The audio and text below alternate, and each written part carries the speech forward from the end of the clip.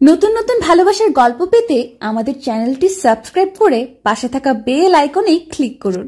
ধন্যবাদ।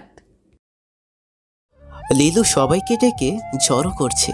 কি করতে যাচ্ছে সেটা আমার কাছে ঘোলাটে নয়, তবে সেখানে থাকা বাকি সদস্যজন একটা ঘোরের মাঝে রয়েছে। সবাইকে এভাবে এত রাতে ডেকে তোলাতে তারাও কিছুটা হলেও বিভ্রান্ত হয়েছে। তবে লীলুর সেদিকে কোনো রকম ভ্রুক্ষেপ নেই। সে কোনো কিছুর তোয়াক্কা না করে বলতে শুরু করলো, তোমরা এই ছেলেকে আমার জন্য ঠিক করেছ?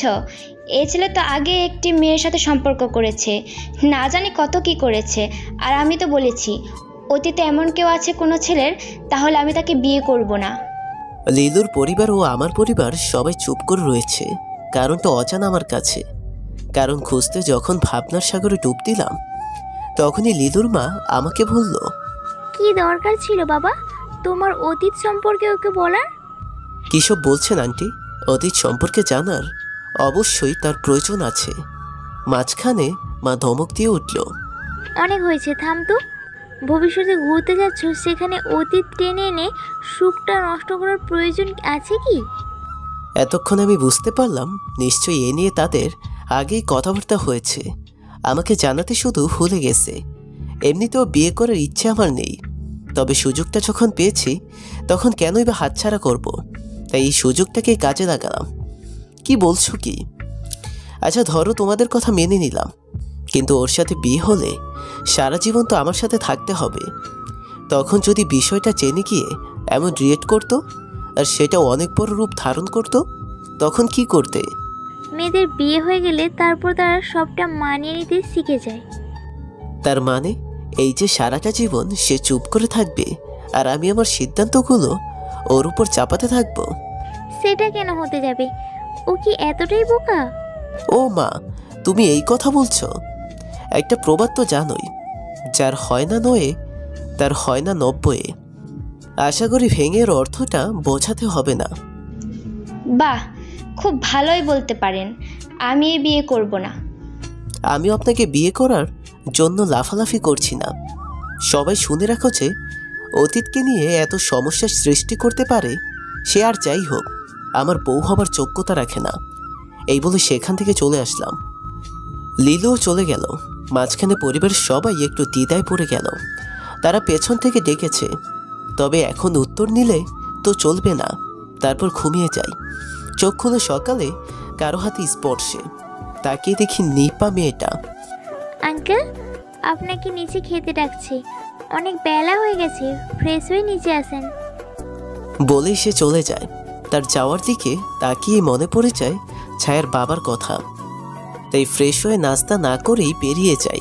ছায়ার বাবাকে টেবিলে দেখতে পেলাম না। বাড়ির বাইরে বের হয়ে টং দোকানে গিয়ে সিগারেট ধরাই। একটা টান দিয়ে যখন এক পা সামনে দিই, তখনই দেখি ছায়ার বাবা উদাস মনে ধোঁয়া উড়াচ্ছে। আমিও সেখানে যাই। আমার উপস্থিতি টের পেয়ে সে কিছু বলে না। একবার আর চোখে তাকিয়ে আবারও ধোঁয়া উড়াতে ব্যস্ত হয়ে পড়ে। আমাদের মাঝে নীরবতায় কেটে যায় অনেকটা সময়। তারপর ছায়ার বাবাই বলতে শুরু করে, অসমাপ্ত গল্পের সমাপ্তি জানতে চাও? মাথা নাড়িয়ে হ্যাঁ সূচক সম্মতি দেই। তোমার মনে হয়তো প্রশ্ন জাগছে, ছায়ার তো বোন নেই, তাহলে নিপা কে? আর যদিও বোন থাকতো তাহলে মিথ্যা কেন বলবে? নিপা ছায়া বড় বোনের মেয়ে। হ্যাঁ, অস্তিত্ব ছিল, তবে মুছে দেওয়া হয়েছে মায়ের অস্তিত্ব, কারণ সে ছিল ধর্ষিতা। কথাটা শুনে অবাক হয়ে গেলাম। অবাক দৃষ্টিতে অপলকভাবে তাকিয়ে রইলাম তার দিকে। হ্যাঁ, ঠিকই শুনতে পেয়েছ। ছায়ার বড় বোন মায়া, ওদের বয়সের পার্থক্য 4 বছরের। বড় মেয়ে হিসেবে আদরটা একটু কম পাওনা থাকা উচিত ছিল হয়তো, কিন্তু এক্ষেত্রে ব্যতিক্রম হয়েছিল। মায়াই আদর স্নেহ বেশি পেত। এর মানে এই নয় যে ছায়াকে ভালোবাসতাম না। তারপর আমার ঘটনার সাথে এই ঘটনার সূত্রপাত কোথায়?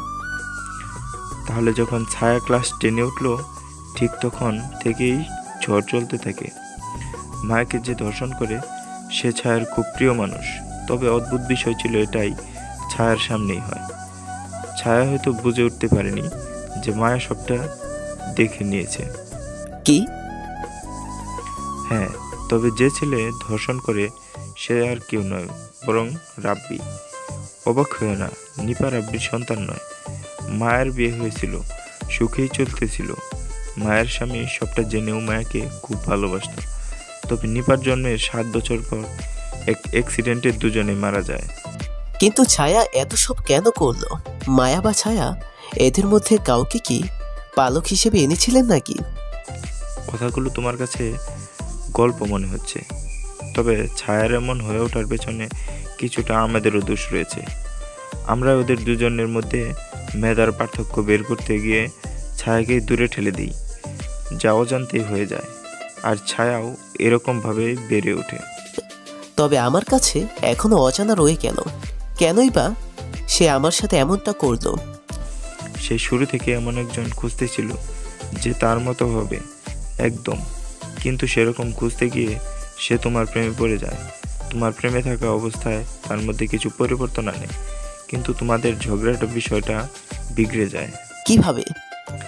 ছায়া ও রাব্বি একে অপরকে ভালোবাসত না, বরং তাদের কথাবার্তা ও চেহারায় আকৃষ্ট ছিল, যা শুরু থেকে ছিল না। বরং তোমাদের সম্পর্ক যখন একটা বড় ঝড় যায় আর 2 দিন কথা ছাড়া ছিলে, তখনই আবারও রাব্বি ফিরে আসে ছায়ার জীবনে।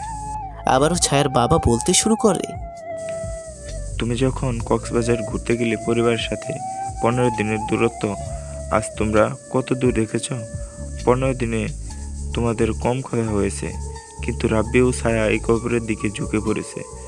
তোমাদের দূরত্ব, ব্যস্ততা যতই বেড়েছে, ততই সম্পর্কের জাল ছিঁড়তে শুরু হয়েছে।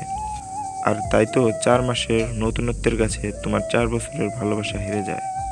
কথাগুলো শুনে একটা দীর্ঘশ্বাস ফেলি।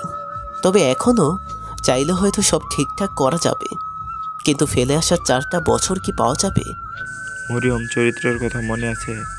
মরিয়ম ছায়ার ছদ্মনাম, যা প্রয়োজনে একটা চরিত্র ধারণ করে। বেশি ভেবো না, কারণ তোমার সকল প্রশ্নের উত্তর তার কাছেই রয়েছে। তুমি বুদ্ধিমান, এতক্ষণে তোমার সবটা বুঝে যাওয়া উচিত। এতগুলো চরিত্র, তবে তার বোনের সাথে যা করেছে তার কি ক্ষমা আছে? শুধু ঘৃণার জন্য এত বড় পথ বেছে নিয়েছে। তবে আপনি এত কিছু কি করেই বা জানলেন? আজই বা কেন বলতেছেন? সেদিন কেন বললেন না?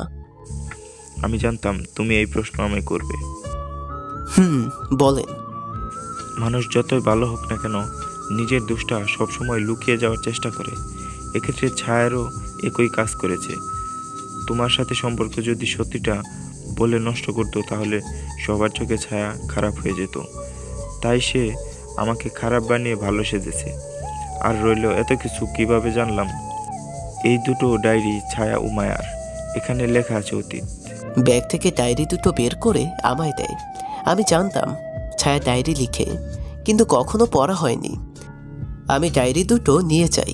ছায়ার বাবার কাছ থেকে যখন বিদায় নিয়ে চলে আসবো, তখন তিনি আমায় বললেন, স্টেশনে থাকা অসহায় ছায়ার প্রতি তোমার একটু মায়া হয় না? ভালো না বাসতে, তাহলে কেন দূর থেকে নজর রেখে চলে আসলে? একটু যে কথা বলো, হতে পারে আমাকে না বলতে পারা কথাগুলো তোমাকে বলবে। আমি তার কথায় অবাক হই না, কারণ আমি ছায়াকে স্টেশনে দেখার সময় ছায়ার বাবাকে আশেপাশে দেখেছি। আমি মুচকি এসে বললাম, হৃদয় তো অনেক আগেই ভেঙে গিয়েছে। এখন সময় পাহাড় সমান অভিমানকে চাপা দিয়ে সামনে এগিয়ে যাওয়ার। সেও আমার দিকে তাকিয়ে হাসে।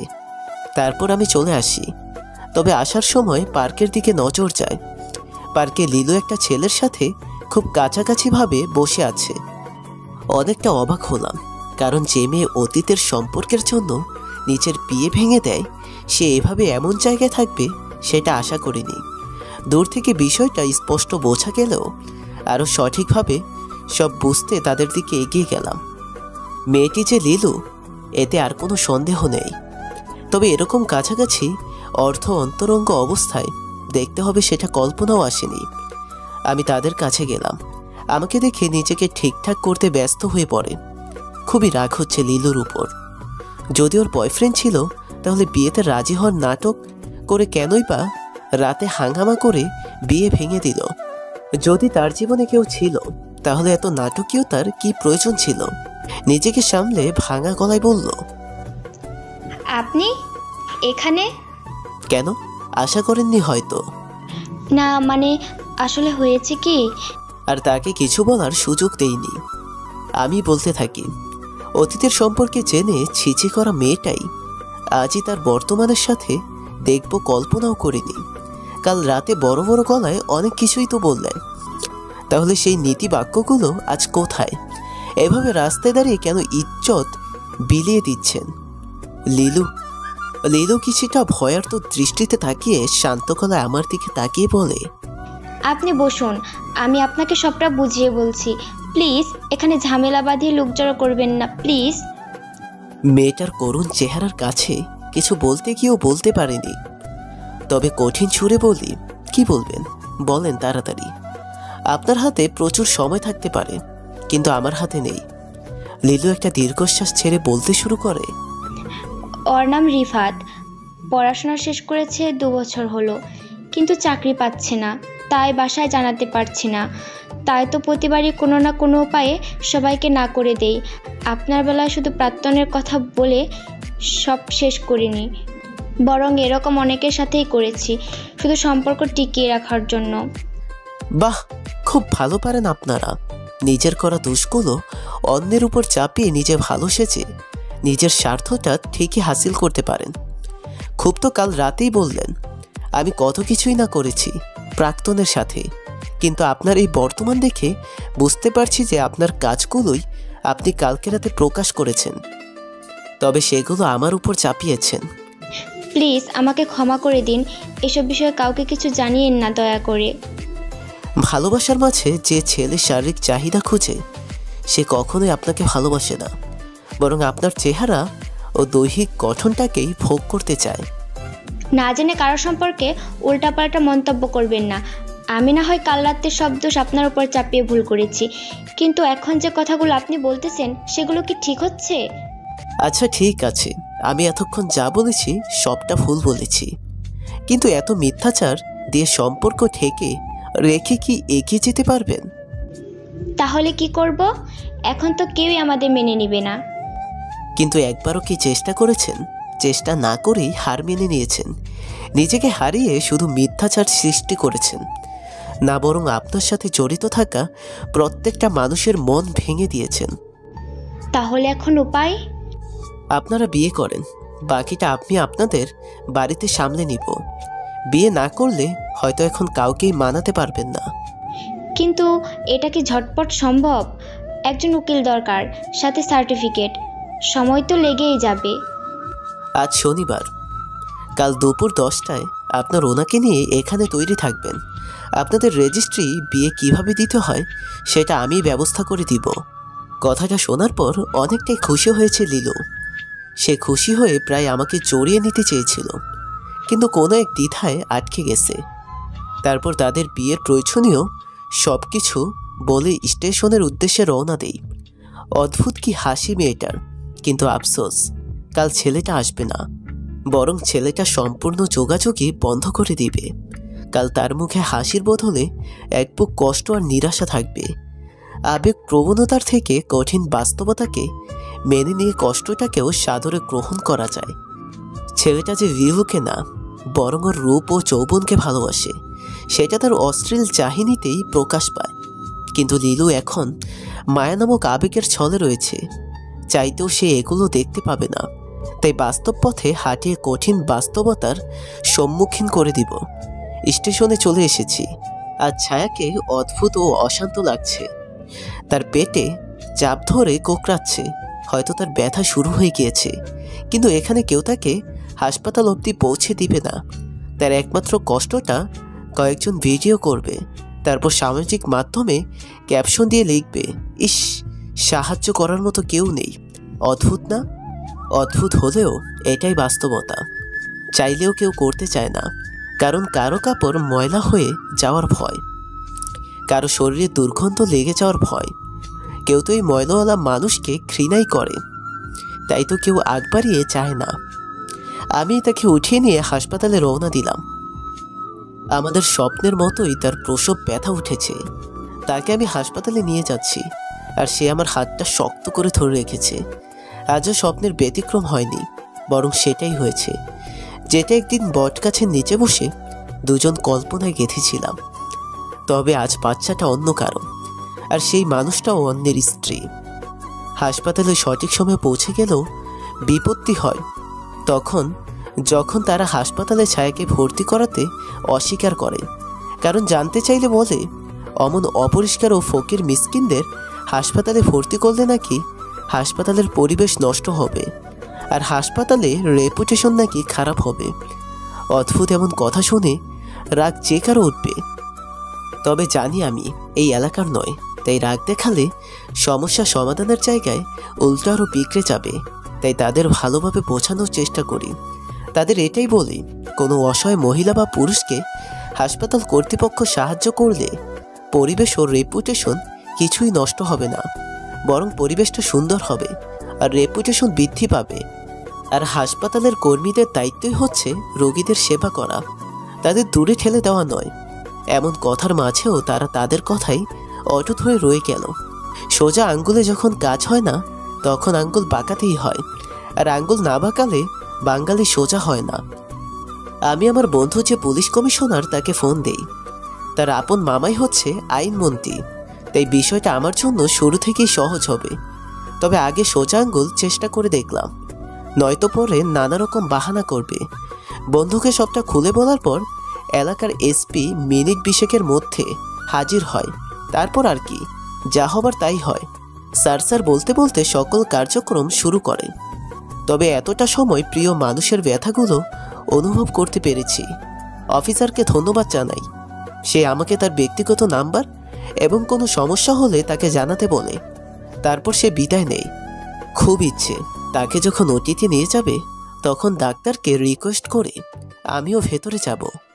যখন বাচ্চার আগমন ঘটবে তখন তার হাতটা শক্ত করে ধরে রাখবো। এমন ভাবনার মাঝেই নার্স এসে এবি পজিটিভ রক্তের প্রয়োজন, তাও 4 ব্যাগ রক্তের প্রয়োজন। হাসপাতালের ব্যাংকে 2 ব্যাগ রয়েছে, তবে এখনও আরও 2 ব্যাগ প্রয়োজন। আমিও কোনো না কোনো উপায়ে সামাজিক যোগাযোগ মাধ্যম থেকে একজনকে পেলাম, যে কিনা রক্ত দিতে চায় স্ব ইচ্ছায়। রক্তের উৎস তো পেয়ে গেলাম, এখন শুধু অপেক্ষা করার পালা। বসে বসে ভাবতেছিলাম ছায়ার বাবার কাছে খবরটা পৌঁছাবো কিনা, কিন্তু ইতিমধ্যে সেও এসে হাজির হয়। অবাক হওয়ার কিছু নেই, কারণ সে এত কিছু জানে। অবশ্যই সে নজরটা বসিয়ে রেখে গিয়েছিল। আবারও একজন নার্স আসে আমার কাছে।